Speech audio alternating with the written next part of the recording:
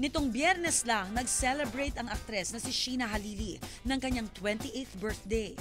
At sa pamamagitan ng Pink Women on Fire kung saan volunteer si Sheena at ng Apple Drive Project, itinaos nila nitong linggo ang isang simpleng outreach program. Welcome dito sa Mount Daraita. Nandito na kami ng Pink Women on Fire at ready na kaming dalhin ang aming ibibigay sa mga 100 na bata, pagkain at books. Tara na! Pero bago pa man makarating sa location ng simpleng event ang grupo, na-experience muna nila ang hirap dahil sa ulan at putik. Wawa kayo! Uga-ugaan na. Gandang araw!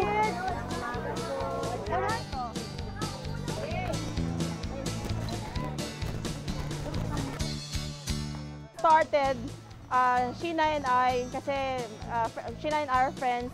So, parang one time, binada lang kaming, what do we really want in our life ba? What's our purpose? And then, that's when we realized na we want to reach out.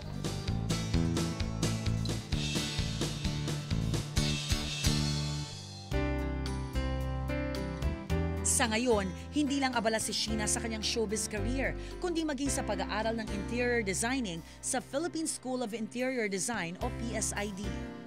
Paano minamanage yung schedule mo? Yung first quarter ko, nag-full load ako. Nag-full load nung wala pa akong project. So, everyday, Monday to Thursday, pumapasok ako. Tapos, sobra talagang haggard talaga. Kasi ang pasok is 1 to 4. Pero after noon, kakain lang ako. Hanggang 4 a.m. gumagawa na ako ng floor plan, nagdo-drawing na ako. Ang kwento ng tunay na buhay ni Sheena Halili nagsimula sa isang simpleng pangarap na dahil sa pagpupursige, kanyang naisakatuparan. At kahit pa dumanas siya noon ng hirap at kabiguan, hindi siya bubitaw sa pag-abot nito. Anong aral ng tunay na buhay ni Sheena Halili?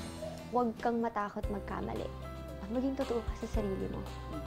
Kahit saan ka magpunta at kahit feeling mo sobrang wala nang chance, kumapit ka lang talaga kay God kasi bibigyan niya talaga yung desire ng heart mo.